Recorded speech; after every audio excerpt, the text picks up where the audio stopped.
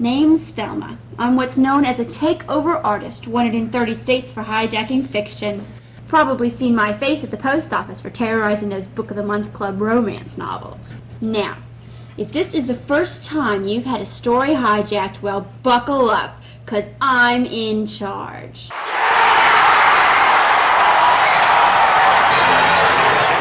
Now, let's review the story up to this point. I'll just look at the choices you've made so far. Yes. I see. Well, what happened there? I don't see how you... How could you do that? I don't believe it. How could you make such choices? Were you raised in a barn? These are the most disgusting series of plot choices I have ever seen. Hello, everybody. We are here to kind of break the rules. We're not going to talk about a movie, but we're going to, well, I can't say it's a video game either. It's more like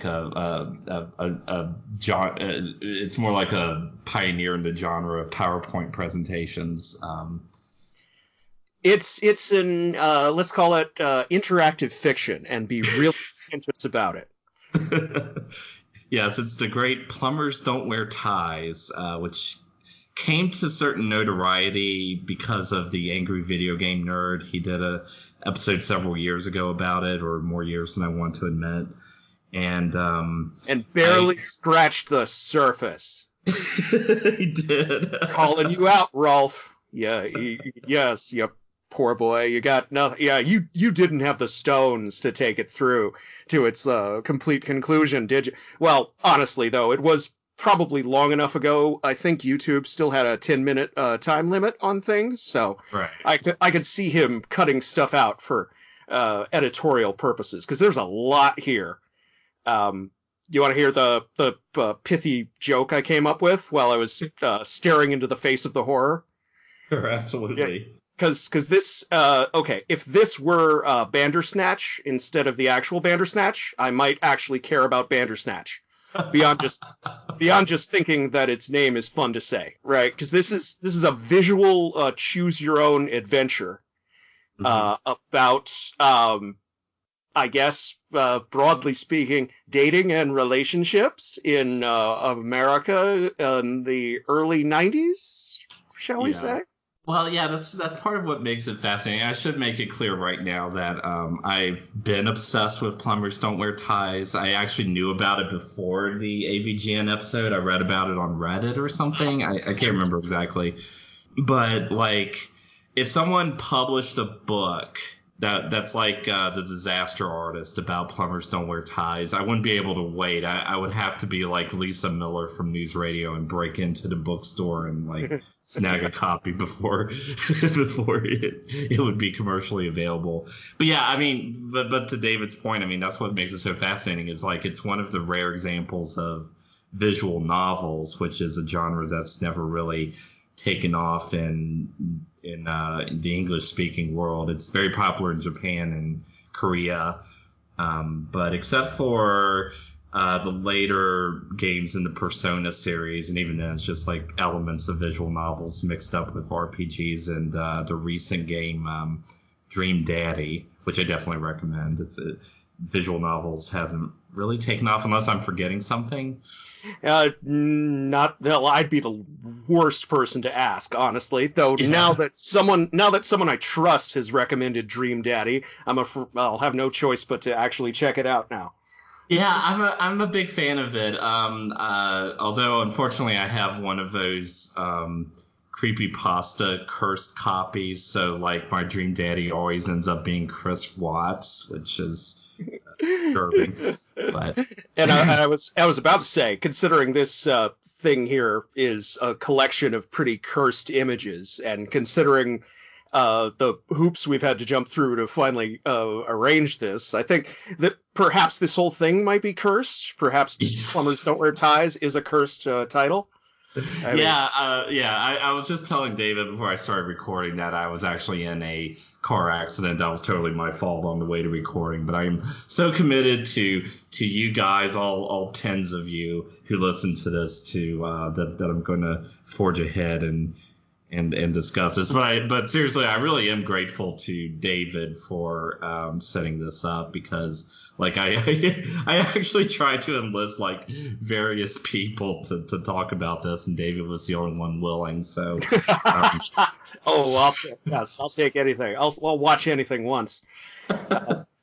But so this was a title for the 3DO game console, which you want to explain to the people what the fuck a 3DO was? Because I certainly never had one. They were $700 when they came out. So this may be the most expensive piece of softcore porn ever produced. At least on like the consumer end of things, right? Because $700 for the console, and I don't know how much they charge for games, but it was obviously too much. Yeah. I'll try not to get bogged down in history. Like I said, I'm obsessed with it, so I've done all the research and everything. But that's it. When it first got discovered, it was believed to have been originally released on the 3DO, which was, in the 90s, console games were still generally thought of as for kids, while adults played PC games. But there were a few more expensive consoles like the 3DO or the CDI, which were marketed toward adults who would want games to play at parties or to emulate the arcade experience. So you had 3DO, CDI, couple others. Oh, Neo Geo, especially. But the consoles themselves tended to be in like the $700 to $900 price range. Whew. And the games for them were like $50 to $70, which wasn't that much more than the Super Nintendo, but it was still pretty prohibitively expensive unless you were like a 20-something with a lot of disposable income, which again is something else that has gone extinct since then. Yeah, I was going to say, unless you were one of the protagonists, say, of this game. Yeah, exactly. But it turns out that was actually a misconception, thanks to heroic research conducted by, and I forgot to write down his name, but there was a certain Redditor who actually discovered that Plumbers Don't Wear Ties wasn't released on the 3DO by Kirin Entertainment. It turns out that Kirin Entertainment actually adapted it from a PC game. So a heroic Redditor named Psychotic Giraffe made the discovery that the sole copy of the PC version of this game was still in existence, but it was in the library of Ball State University, of all places. And to my knowledge, no one else has been able to find another copy of the game. But yeah, it was released for the PC originally by a quote-unquote company called United Pictures with, X instead of C, which was somehow represented by a creepy doll of all things. But to me, it actually, blaming the game on just like some random company, and this was the only game this company ever released, actually makes it more interesting than if Kirin Entertainment did it. Because Kirin, it wasn't a big company, but they did a few games for the 3DO, which were adapted from other PC games, and that includes The Perfect General, which was actually a legitimate strategic game that's, I think, pretty much forgotten now, but got good reviews when it came out. So these people just saw this random crappy game and they thought, we should adapt it for the 3DO. They did so. I'd expect nothing less from a company named after everyone's favorite Japanese beer. Yes.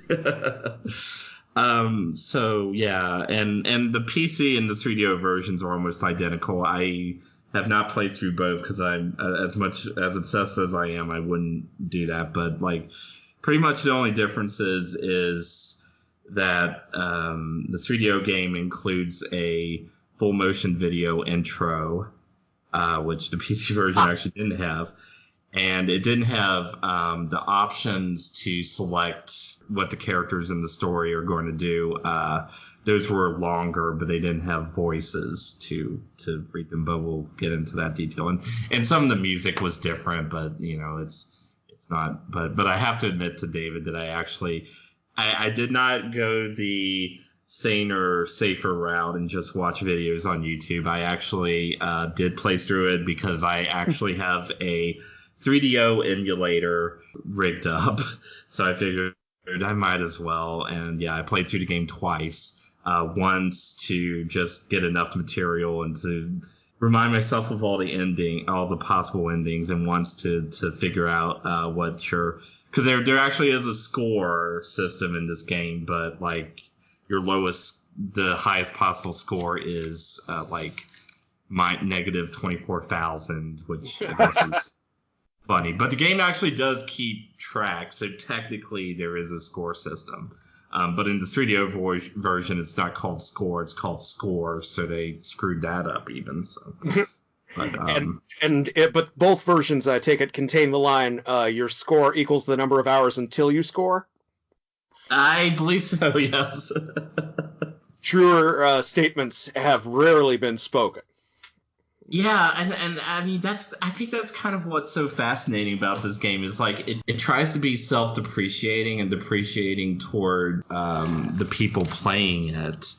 Like the game flat out calls you a pervert at one point, or maybe at multiple points. Couple points, yeah, depending on which choices you make, and it's openly hostile to its players, to its characters, and to basically everybody. It makes the South Park guys look like Nora Ephron. I think that's perfect. That's perfect. That's a perfect description of the style of humor. And so, it should. I mean, people call me cynical, but Jesus Christ, even I'm like, damn, son. Take a chill pill, like, fall the fuck out.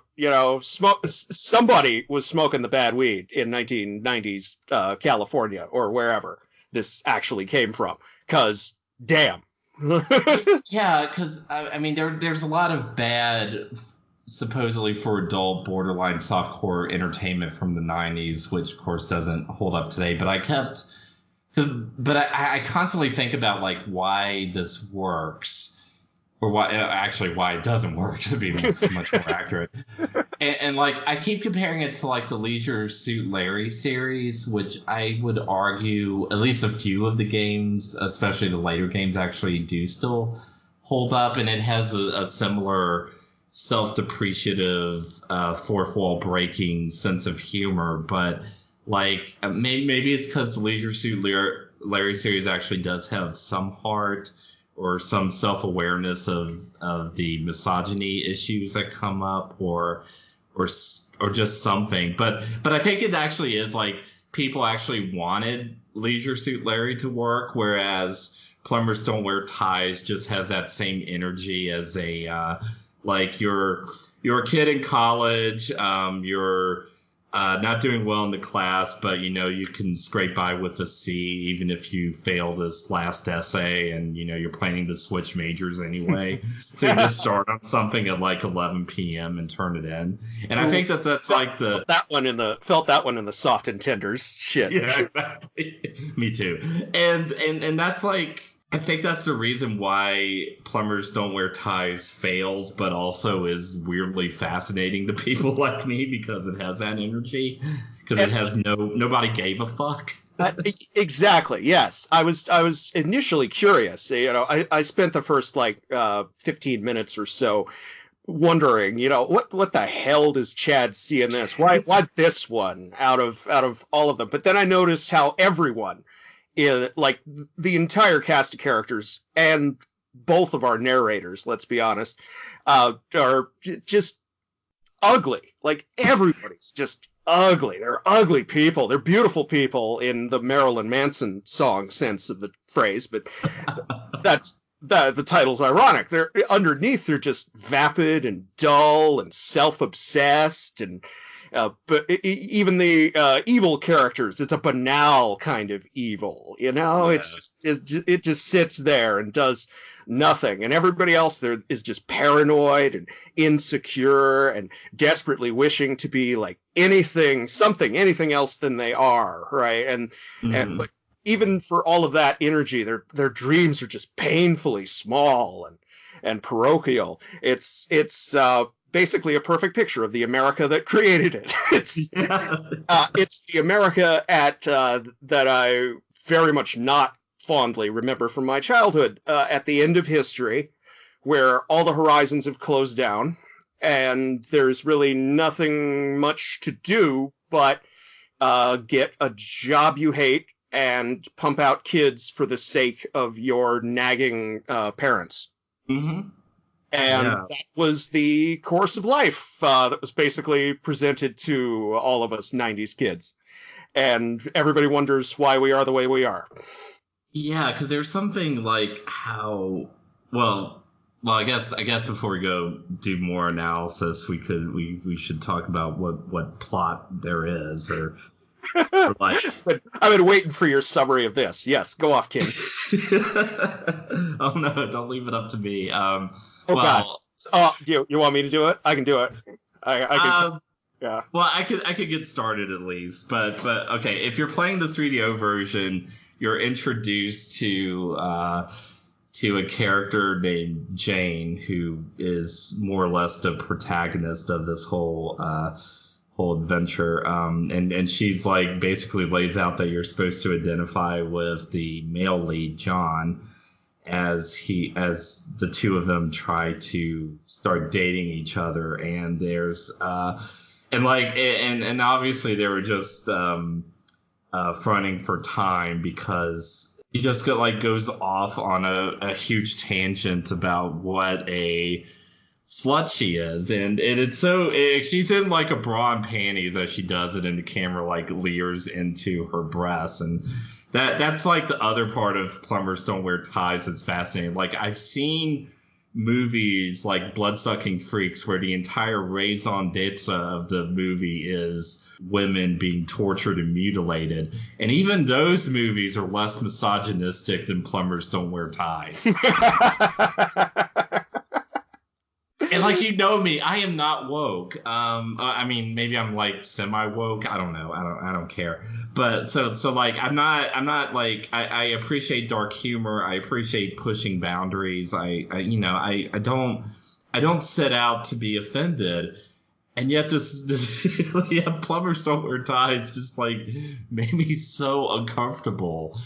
It was like Al Bundy's No Ma'am Club done without any irony whatsoever, and just you can't see it, but I'm nodding vigorously. Yes, and yeah, as a social justice pyromancer, my immediate thought, I had a similar thought. It was like if Bud Bundy decided to make a video game. Yeah, it is. It like, is. This would have been the intro, like to just your female lead staring directly into the camera, identifying herself as the object of the game, right off. No pretense, no nothing, right? And of course, later on, we'll get access to her internal monologue, which is even worse. In much every fucking way. But then again, everybody's inner monologue is fucking horrible. And I want to travel back in time, unleash a giant monster on all of them. Just yes. Oh, but I should admit though that let me throw something else in here, is that the actress who plays Jane, she's the only one who's ever had a actual career. Everyone else's credits pretty much begin and end with Plumbers Don't Wear Ties. I can't imagine why. But Jean Besson, I hope I'm saying that right. She got started as an actual wrestler for Glow. She actually started out as a Glow wrestler, which the current Netflix series is based on. And she has had numerous, nothing major, but she's continued appearing in indie movies and having bit parts in pretty big Hollywood movies like Me, Myself, and Irene. So good for her. And she probably, I don't think you'll argue with me that she's the best actress by far. It leaps and bounds. Like, well, though even it's hard to judge because most of the game, like the intro is the only actual full motion video thing that we get. So most of the game is just still images. Yeah. Presented. Thank you for bringing that up. We should have said that earlier because that's why it's so fascinating. I initially thought thought you picked me for this as some kind of joke because I've started doing that on YouTube to avoid the copyright robot. Oh no, I didn't. I figured. No, a few minutes in, I figured like, okay, yeah. So yes, our protagonists, John and Jane, are two 20-something LA douchebags trying to make it in the big scary city, find love and happiness. And the game follows a day in their life, the day in their life when they meet each other outside of Jane's job interview. And if all goes well, they eventually hook up at the end in a big, happy, it's explicitly called the Hollywood ending.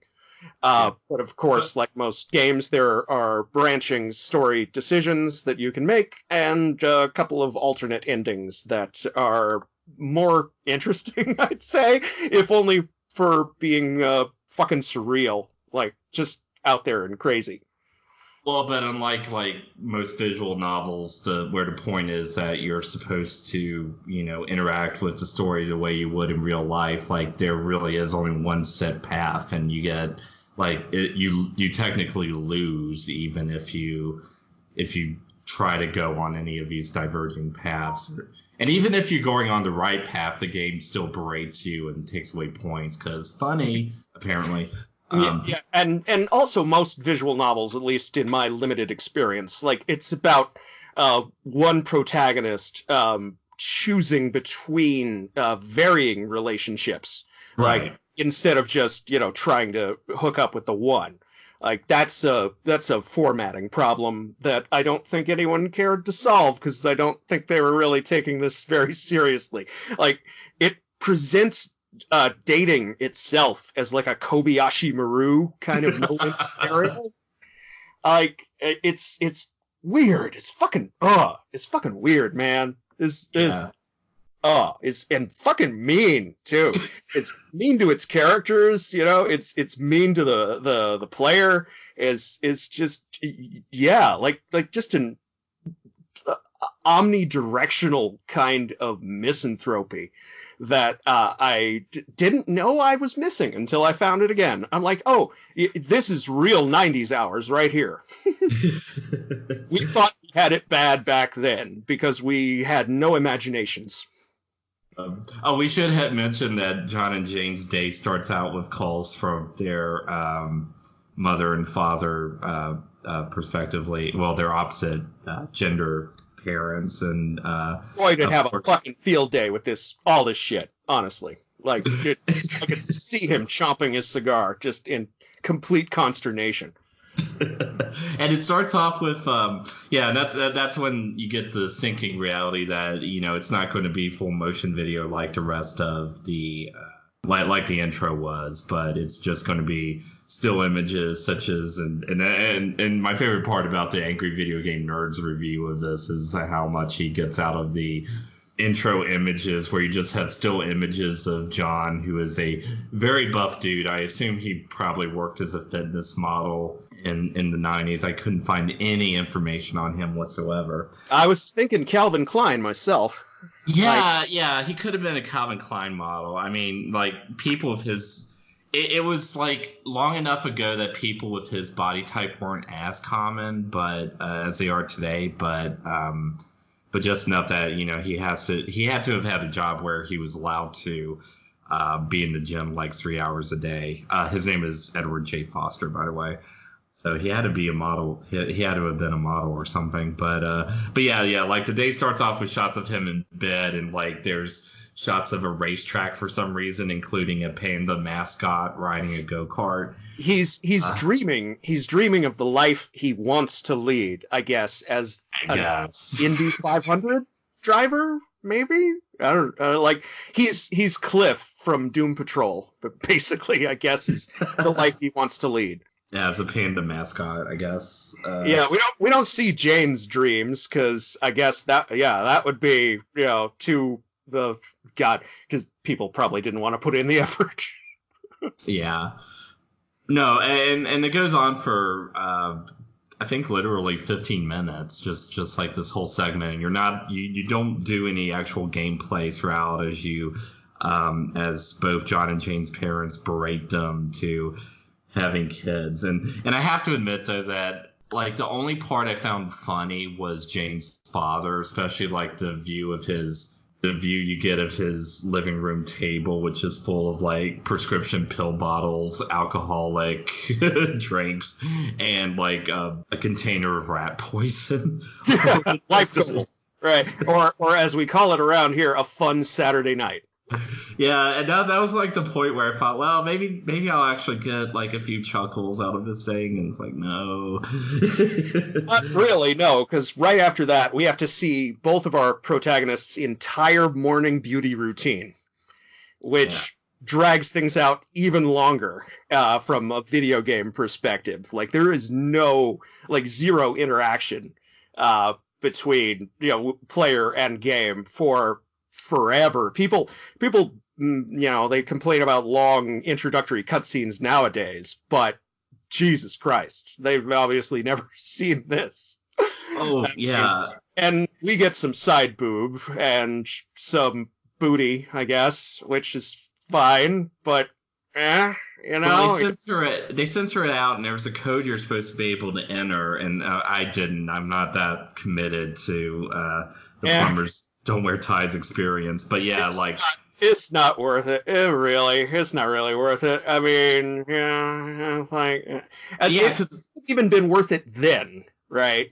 And of course now with the internet being what it is, it's just piffle. But even back in the 90s, right, or even back in the 80s, like I was thinking of a line from Revenge of the Nerds, like, this is bullshit. I want Bush, pan down. Well, it's true. We can't even do that, right? This is supposedly a game for adults, right? But we can't go full frontal because I imagine they would have had to pay people more for that. But yeah, it's just, even as porn, there's nothing here. There's no there here. It's just there. It just kind of sits there and you feel awkward. But eventually we get to the actual day where Jane has a job interview and John is there, I guess. Yeah, it's never explained why he's in the same parking lot as Jane as she goes in for a job interview. But this is where the actual quote-unquote gameplay comes in, and you get to pick like whether John approaches Jane, Jane approaches John, or they just other for the time being, and I don't remember exactly what. And it's also where we get introduced to our narrator, who is, I don't know, I don't want to say he's like my favorite part of the game. Maybe more accurately, he's like the least annoying part of the game to me. I'd say so. Yes, though he's weird. His name is Harry, and he takes on like a cross between a drill sergeant and Bill Nye the Science Guy, basically. Yes. And he's both guiding us through here basically by breaking us down, I suppose. Effort to build us back up. But frankly, I was more inclined towards the narrator who eventually replaces him forcibly in a bloodless coup about halfway through the story. Yeah, both the narrators are great. Harry, the original narrator, he's dressed in a ugly, deliberately colored mismatched suit, but sometimes for no reason he shows up wearing a cop helmet and or sometimes a chicken mask. And sometimes when you get shots of him, it's in like crazy inverted colors, or it's upside down for again no reason except funny. Well, Apparently. and this was back when video filters were counted as special effects. Like, Oh yes, I yes. can remember a few like Albert Pune movies where that would come into, or Don Dohler movies where that came into play. Like, And yeah, and at some point in the story, he gets usurped by Thelma, who's like a parody of a feminist. And oh, she's a total straw feminist, like yes. 10%. And Harry, when Harry eventually takes control back of the story, he starts spouting some total MRA bullshit.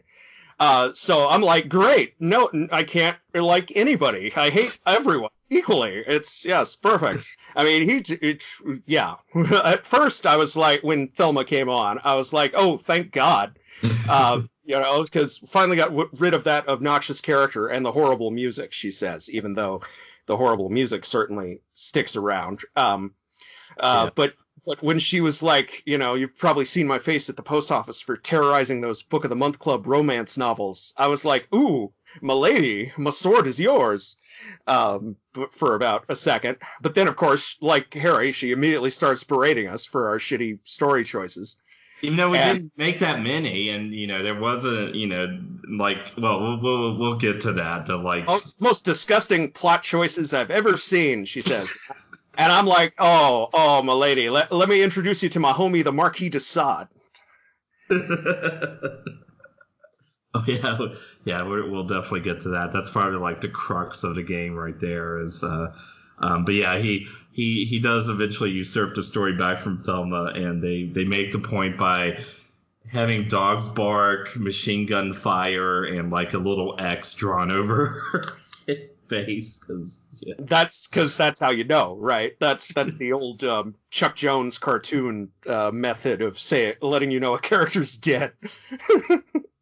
Well, I'm just sort of fascinated by the whole metaphysics of this, that there's like this story and you're controlling it, and the narrators are there to guide you, but your choices are at best kind of artificial. And it's never like, and I guess that's part of, I guess that was what they considered funny, is like giving you these plot options, but there's really no right choice. I don't know. And I can kind of see that. Like, some video games since have come along and used that to great effect. Like, because the whole point is that choice is a complete illusion in an entirely artificial construct, like, say, a video game. It's, it's like in the Matrix. You think that's air you're breathing? No, it's not. Yeah. Oh, and the negative, and speaking of the filter, like, the negative filter is also the indecent proposal filter. So... maybe that's what what that was all about. I didn't even make that connection. I just noticed it comes up at certain key points, shall we say. Okay. Well, yeah, we should. Yeah. So the reason why this game story was apparently really inspired by Indecent Proposal is that. So the way you're supposed to play the game is you're supposed to get Jane to her job interview, because if you have John approach Jane, if you have Jane approach John first, John just assumes she's a slut because she approached him first. So, and that's not what it works. Yeah, and he goes in no time at all. He goes from like just completely drooling over her, like she's a 10, she's a 15, she's a 20, she's a damn 1,000, right to how could she give me her number? She doesn't even know me. I could be a serial killer.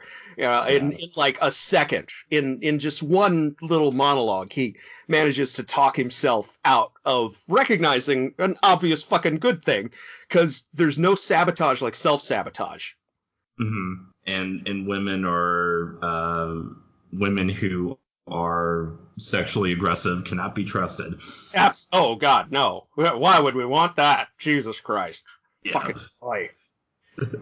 But then she goes and when she does her job interview, it's with a guy named Thresher, and all your plot choices. Even though the narrator berates you for making perverted plot choices, the one you're supposed to make is that he basically makes an indecent proposal towards her. But you could choose to let her accept it, in which case she pulls a skimpy dominatrix outfit and handcuffs out of nowhere, and complete with riding crop. So yeah, this it's super serial. Yeah, super kinky for 1993.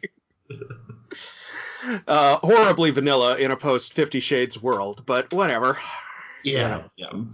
And even the like the quote unquote good choice, which isn't the choice that progresses the story, but even the one where the choice where she actually gets the job as Thresher's secretary and goes through the whole negotiation of salary and everything. Even that, the dialogue, like, you don't even need to read between the lines. Like, there's no subtext. It's just text from Thresher, where he's obviously, hiring a personal assistant to also double as his mistress. And the whole thing is just a hideous charade. And yeah. So but those are the quote unquote bad choices. Like, the good choice is where she rejects his offer and he immediately goes crazy and starts chasing her both around the office and back outside, where they can run back into John. Oh, but to backtrack a bit, if you take the wrong choice where she agrees to basically become his secretary / mistress, there's another pretty big misogynistic point. This was probably the point in the game that made me the most uncomfortable, where she basically berates John because she now has, entered the upper class as a paid concubine to this horrible man, and it's just really, really gross because for $40,000. Yeah. No. Like, even in 1993 money. I mean, Jesus. But the choice you're supposed to make is that's where Thresher likes, and probably the most famous scene from the movie. He stands up and shouts, "Take your damn clothes off," which honestly I find pretty funny out of context. But in context, it was probably the first time I ever sat through the scene, and it's legitimately creepy. Like, she actually talks about how she's remembering back to when she was a little girl and lost at the mall, and how she's legitimately terrified of this horrible man, and it's just really unnerving. It really is. There's some fucking anger issues going on over here, and like, I don't remember if it's this choice or another choice where he just completely berates her for even being a job applicant. Like, I hate people looking for work. You're all thieving slime. That kind of shit. Like, it's like, yeah. And he's some just portly middle management psychopath. Which is probably the most realistic thing in this whole damn story, but he goes from zero to knife-wielding maniac after one rejection. Yeah, it is implied, and I say implied because you can't tell what's going on at all, that she kicks him in the groin, but I mean, obviously, like, he's compounding the problem by chasing after her with a knife. And somehow she's stripped down to her bra and panties as she's running out the building, even though that was in the other choice. I don't know. we gotta get some kind of something to keep interest alive, I guess. Especially since after that we get like the longest chase scene in, like, even if I can't really call it a chase. It's more like a scenic tour of various LA locations, and I somehow doubt the LA County Tourism Board signed off on this shit, because they're going everywhere. They're going to the Walk of Fame, they're going to the tar pits, they're going to the the Chinese theater, they're fucking. And they're posing with bystanders. Yeah. Like, what the hell? I guess it's L.A., so everybody was just like, oh, okay, whatever. But Yeah. still, in context, right? You'd think, a woman being chased by a knife-wielding maniac, being chased by, hunky dude in a tie and jeans and a white shirt would attract some kind of attention. But no, they just wind up, like, outside Phantom of the Opera. Oh, and I don't know if you all listening at home caught what David said, but yeah, John gets a tie as a birthday gift from his mother, and he wears it. So even the title is a lie. Polka dot tie, which dot tie. Mm-hmm. is it's red and white, same pattern like the mushrooms you're not supposed to eat, and also same pattern. During this chase scene, there's a gratuitous panty shot, like to call back to other visual novels, right? And I swear, Jane's got rocking the same pattern to her job interview somehow. Yeah, and great. I guess it's just kismet. Like, that's a sign that they're meant to be together.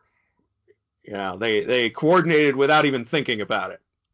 Oh yeah, that's a good point. But yeah, so the chase goes on. But you can avert the chase by doing an ending where John and Thresher get together.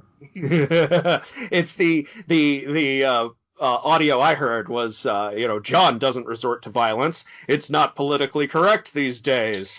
And I had to, I had to stop myself from slitting my wrists. Cause I know.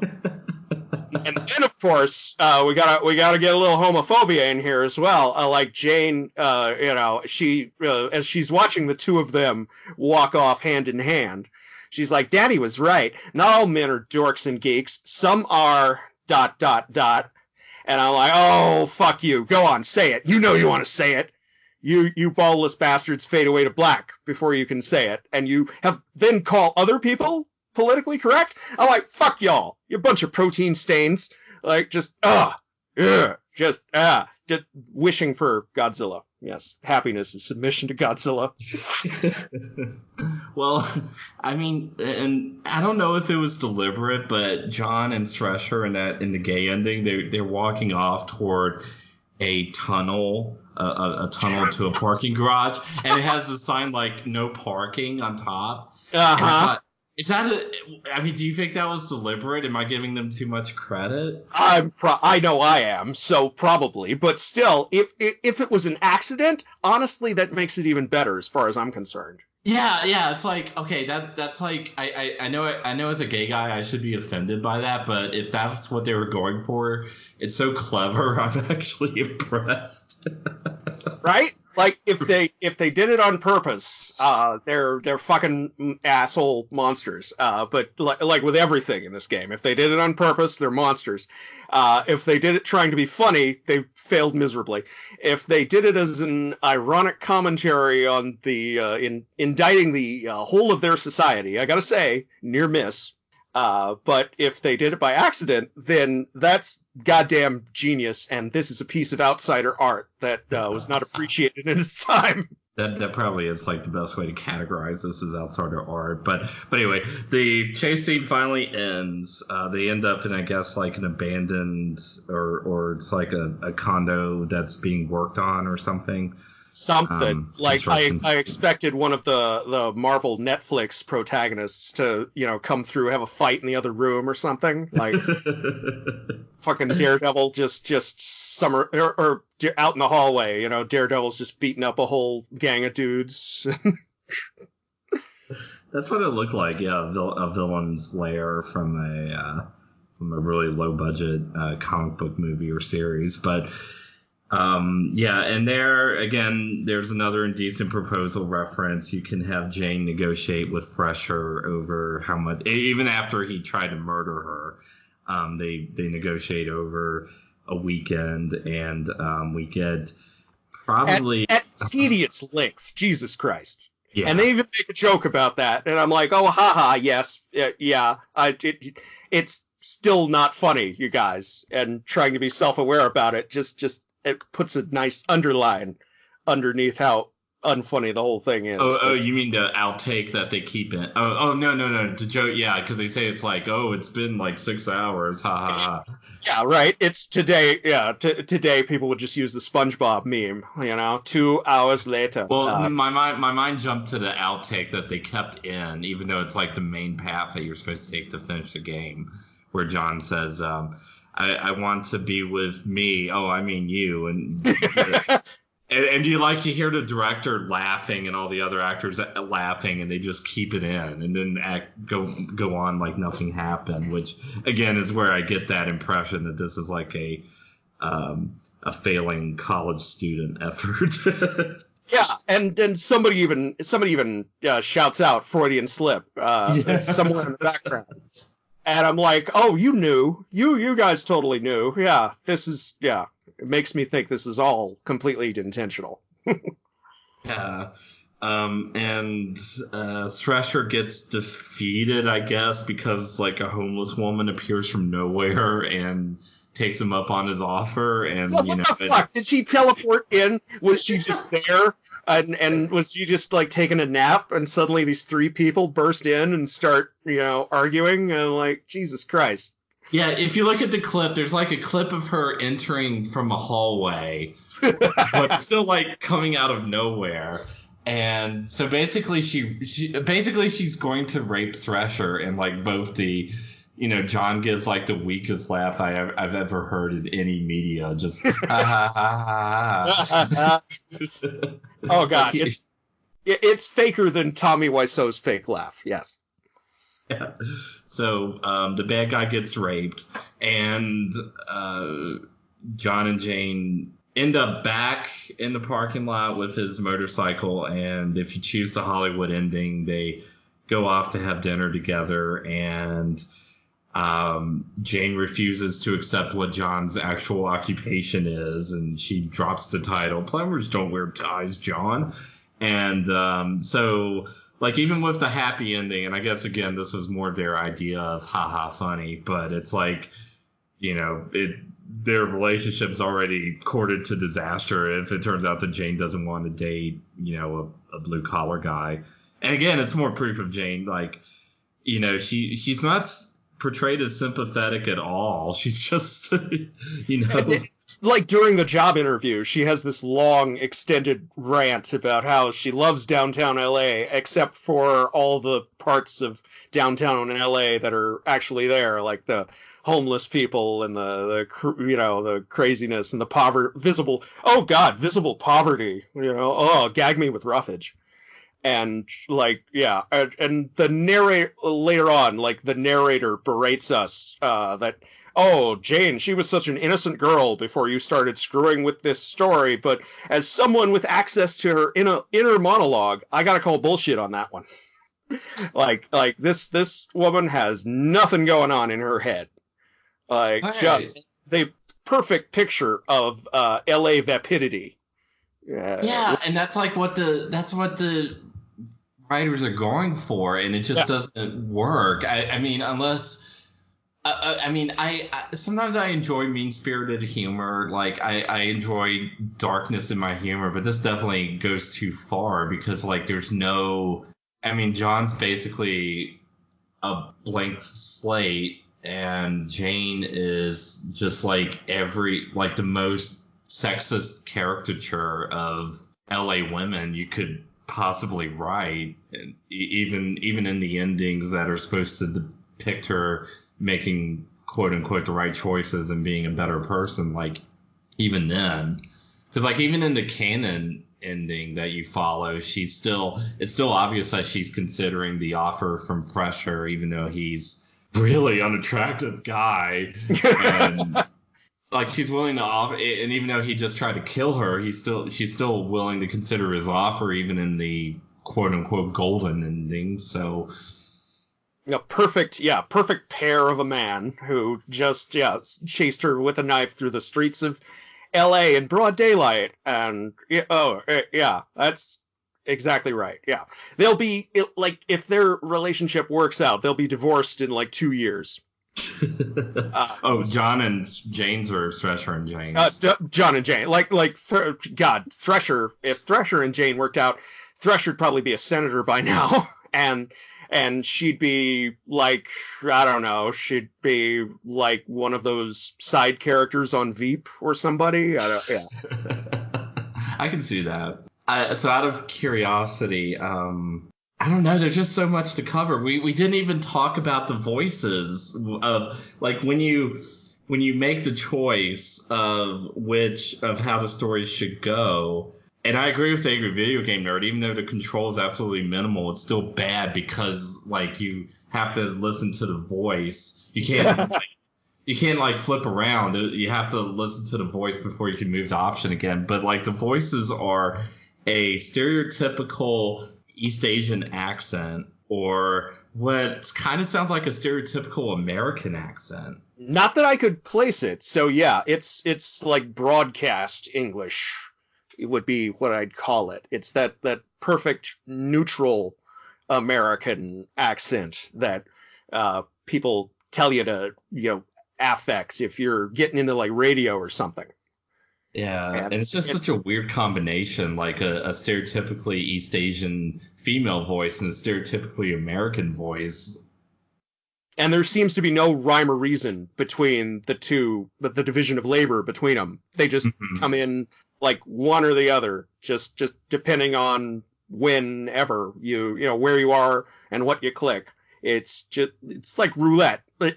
Yeah. Makes no fucking sense. Yeah, am I leaving anything else out? I feel like I am, because there's just so much to talk about, even though the game is so much. No, I want to go back to their initial meeting, because if you pick this is something I found interesting. If you pick the have them meet later on choice, the characters start, both of them actually, they start fantasizing about what would happen if they were a different demographic, basically. And they still can't manage to hook up.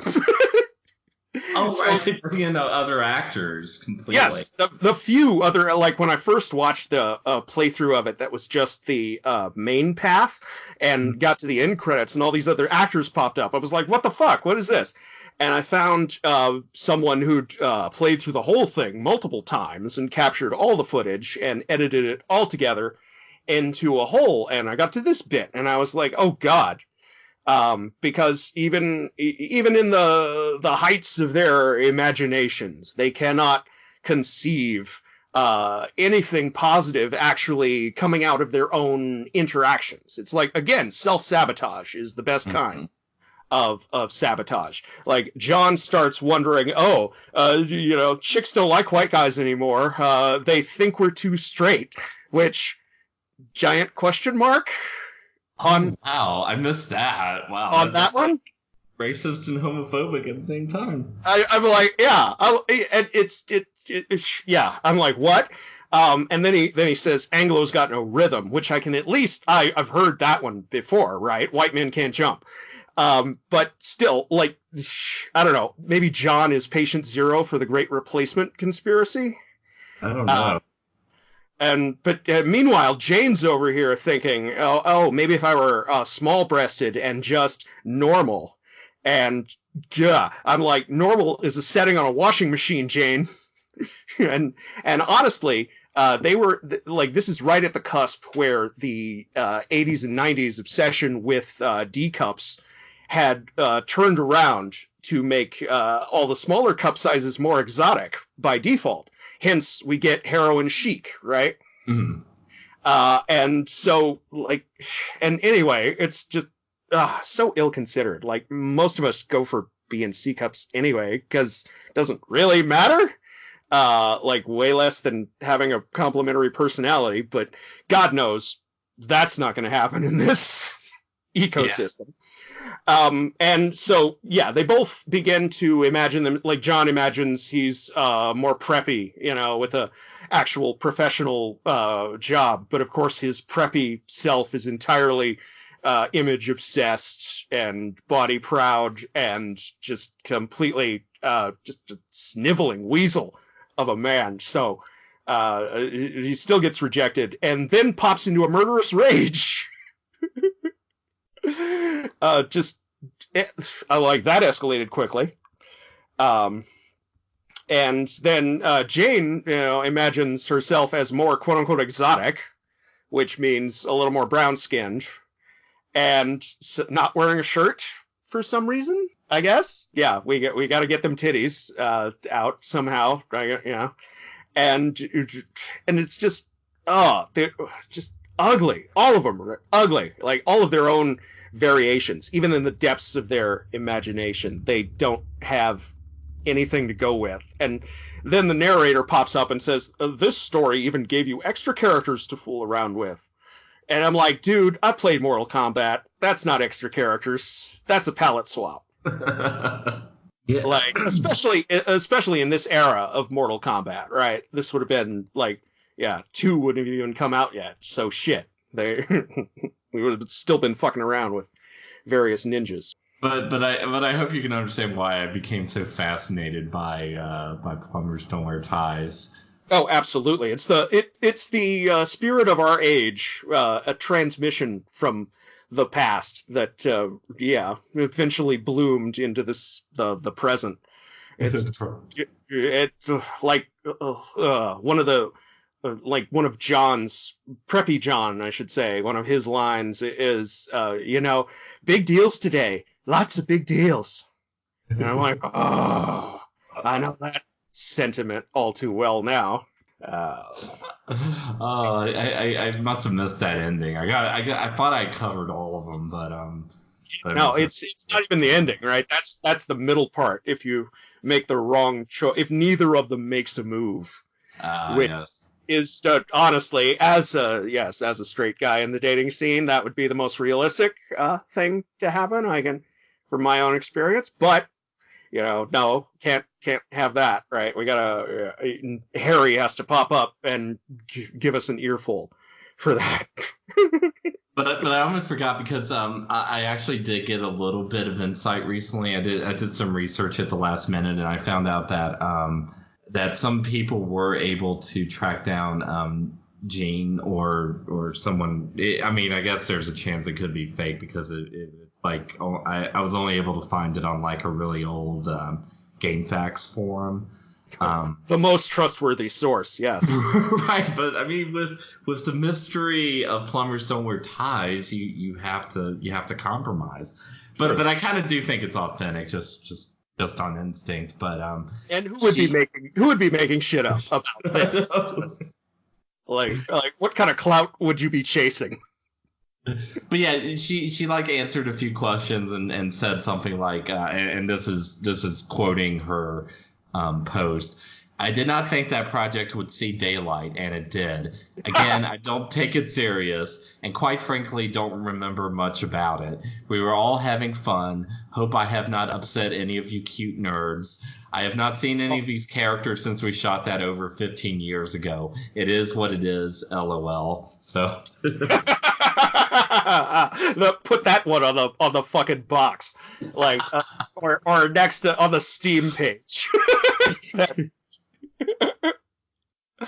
You definitely should. Because that kind of fits with what my theory is. Is like this guy wanted to, maybe he worked as like copyright lawyer or just like some middle management Hollywood job, and he thought, hey, this market of video games is expanding more toward young adults. Maybe I can make like some kinky softcore porn thing. And he knew Jean or his partner did, or she was a friend of a friend, and called her up and like came up with this whole thing overnight, but kind of lost interest like halfway into it, and just like threw something together and got like 2 guys he knew to program it and put it out there.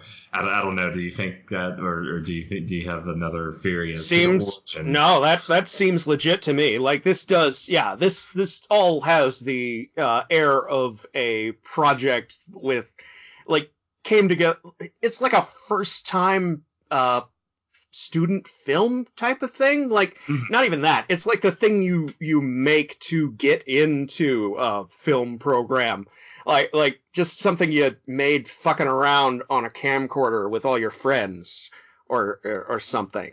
Except that not even that much, because they just took pictures, right? Yeah. So you need like one wedding photographer. You, the writer, and your wedding photographer friend, and whoever, maybe a bunch of other friends of friends that you can find. Like, it's not hard to find, between work wannabe actors in LA, let me tell you. So yeah, they just got everybody together, and shit, they could have done it in a day, honestly, with the effort gone into it, or maybe 2 days, get the interior and exterior shooting.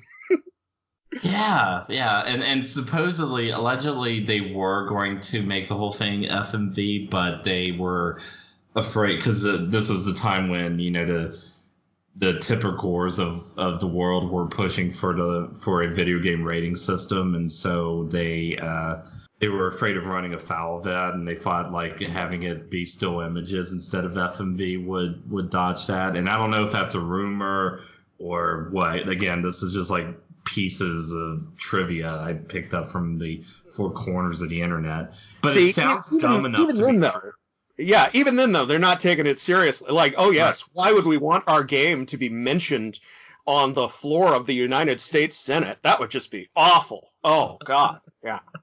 Couldn't have that, It's not like that's ever helped anything. Like, God, the only reason anybody knows about Night Trap still today is because Joe Lieberman decided to go off on it. Yeah. I mean, nobody even bothered to give the game a rating. I'm not sure of the timeline. It might have come out just before the rating system was put in place. That would seem to line up. Yeah, it was because like the hearings were in '93, and I think the ESRB didn't actually come together until like '94, '95 thereabouts ish. Yeah. But yeah, it would be even then, right? They weren't. Whether they took it seriously or not, they didn't take it that seriously. Yeah. Well, and I accidentally left off probably the best part of Gene's response and talk about putting this on the Steam page. No, I never ever saw the finished product until now, and I could not even watch all of it. Put that one on the box too. Yeah, right there. Better than any critic pull quote you could find. That's perfect. So unless there's something else you want to bring up, I did have one last question for you. I already mentioned that like the only part that actually made me laugh was the parts with Jane's father and just like the whole concept of the character. That was like legitimately funny, especially the way he tries to get Jane to procreate. Why don't you get on the stick, Jane? And yeah, that was like, okay, you got me, game. That was actually kind of funny, but it came at the wrong time because it gave me false hopes for just how funny the rest of the game would be. Yeah, they really front loaded it, didn't they? Yes, they did. Well, but was there any part that actually made you laugh out loud and not in an unintentional way or non-ironic way? There's a line. I didn't write down the context, but it's something about now you will have the power, independence, and fame only money and Madonna can buy. Okay, that works. Although, of course, it is dated now, horribly. Right. Yeah, exactly. So, slightly less dated than that, like during the, shall we say, final negotiation scene in the Daredevil building, or like the Hand building, or whatever. They're like in the quote-unquote bad ending where Jane finally caves to Thresher, and John, he tries to be, upstanding, dude. He tries to, I hate this word, but it's only appropriate. He tries to white knight this, and Jane turns to him and throws that back in his face and goes like, "What were you gonna do? Buy me pizza and expect the same thing?" And I'm like, ooh. ooh, it wasn't really a laugh, but it was like an ooh, yeah. Felt that one in the ghoulies. Well, and that's what he offers to do in the good ending is that he offers my So she was right. She was totally right. Yeah, and if life is indeed a zero-sum game of various social hierarchy ladder climbing, then yes, why wouldn't you take the option that would obviously provide further advancement down the line? It's I cannot say that it's not quintessentially American. Like so many other horrible things, it's horrible in itself, yes, but it's also horrible because it purposely rips its own mask off and lets you gaze into its hollow, screaming eyes and face the horror. So, yeah, in that case, by that metric, 5 stars. Yeah, it really does like capture some of the mean spiritedness in our culture. And I mean, if something is so mean spirited, even I comment on it, and it's pretty damn mean spirited. But did you so I mean, would you recommend that people still experience it? Because I mean, I absolutely believe that not. it's fascinating. Okay. But if you absolutely not, unless you have a lot of Prozac on hand. No downers, uppers only. And or if you're a true historical scholar like some of us. That's true. Yeah, because I mean, I can see it. I don't regret experiencing it, but I can see it being the sort of thing that's more fun to learn about than to actually experience. Oh, this is a black pill in CD form. Like, if you want to pray for death, like Prince of Darkness, or a real rain to come down and wash the filth from these streets, then yes, by all means, go ahead and go for it. But it's definitely part of the trash canon, you would agree. Absolutely, 100%. And yes. You could put that on like behind pressure doors and emergency glass, like in case of apocalypse, that it would be one of those. Yeah. Excellent. All right. Well, David, why don't you tell the good people at home where to find you? I am on YouTube at and you thought it was safe, and I've got my own website at aytiws.com, and I'm on Twitter at /aytiws, and yeah, I'm currently on a quest to master the 4 elements and become the avatar of film Twitter and bring balance to the world. So, oh, excellent. I support that mission, and I am Chad Denton. You can find me on Patreon at Chad S. Denton, where I list this and all the other fun projects I'm doing. And if you want to throw your money away, now is a good time because, like I mentioned at the front of the show, I was in a fender bender today, and I am hoping it doesn't lead to anything. But financial support would be more appreciated now than ever before. But you can also check out my ongoing LGBT pro superhero series, John and Amar, on WordPress, my trash culture blog, also on WordPress, and my ongoing shows, Hollywood Hates History and Before Stonewall, up on YouTube, and Before Stonewall is also recorded as a podcast. And I am going to have to write all this stuff down because I am involved in a lot of little things, and it's starting to overwhelm my psyche a bit. So I will need to start preparing for that. But thank you for joining us to discuss this disaster piece of PowerPoint video game cinema, whatever. Plumbers Don't Wear Ties is of a genre of itself, and we should be grateful for that. Indeed, yes. Okay. And support Chad's Patreon so he can get back to writing porn. Exactly. And not just any porn, but the creepy, violent kind. So, thanks, everyone. Have a good night.